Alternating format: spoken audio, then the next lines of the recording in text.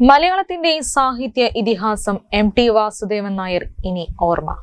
എം.ടി. വാസുദേവൻ നായരുടെ ഭൗതിക ശരീരം ഔദ്യോഗിക ബഹുമതികളോടെ കോഴിക്കോട് മാവൂർ റോഡിലെ സ്മൃതിപഥത്തിൽ സംസ്കരിച്ചു. സഹോദരന്റെ മകൻ ടി. സതീശനാണ് അന്ത്യകർമ്മങ്ങൾ നിർവഹിച്ചത്.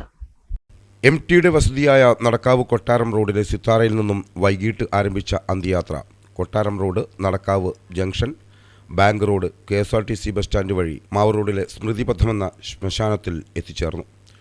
വസതിയിൽ അന്തിമോപചാരം അർപ്പിക്കാൻ എത്തിയ പതിനായിരങ്ങളെ കൂടാതെ അന്ത്യയാത്രയിലും പ്രിയ എഴുത്തുകാരനൊപ്പം ആയിരങ്ങൾ യാത്ര ചെയ്തു.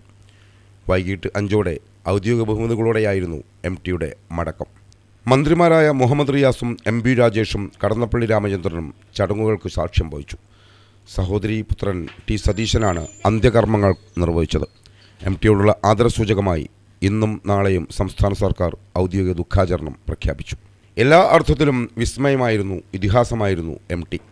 മനുഷ്യൻ്റെ മനോവ്യഥയും സംഘർഷവും സമ്മേളിക്കുന്ന അക്ഷരനക്ഷത്രങ്ങളുടെ ഭാവതീവ്രത, തലമുറകൾക്ക് പകർന്നു നൽകിയ എഴുത്തിൻ്റെ പുണ്യം, സാഹിത്യവും സിനിമയും പത്രപ്രവർത്തനവുമടക്കം കൈവശതെല്ലാം പൊന്നാക്കിയ സർഗതീവ്രത, മുഖവര ആവശ്യമില്ലാത്ത, സമാനതകളില്ലാത്ത വൈഭവം, കണ്ണാടിയിലെന്ന പോലെ മലയാളി സ്വയം പ്രതിഫലിക്കുന്ന കഥാപാത്രങ്ങളെ സൃഷ്ടിച്ച സൂക്ഷ്മത, മരണം, രംഗബോധമില്ലാത്ത കോമാളി എന്നെഴുതിയ എം.ടിയുടെ പ്രവചനാത്മകതയ്ക്ക് മുന്നിൽ ഓർത്തുവെക്കുവാൻ വാക്കുകളുടെ മായാജാലം സമ്മാനിച്ച ധന്യമായ ആ മടക്കം, വരാതിരിക്കില്ല എന്ന ഒറ്റ വാക്കിലൂടെ പ്രതീക്ഷയുടെ ഒരു പ്രപഞ്ചത്തെ ചിമിഴിലൊതുക്കിയ കാലത്തിൻ്റെ ആ മഹാപ്രവാഹത്തിന് ടീം കോഴിക്കോട് വിഷൻ്റെ ആദരാഞ്ജലികൾ, കണ്ണീർ പ്രണാമങ്ങൾ.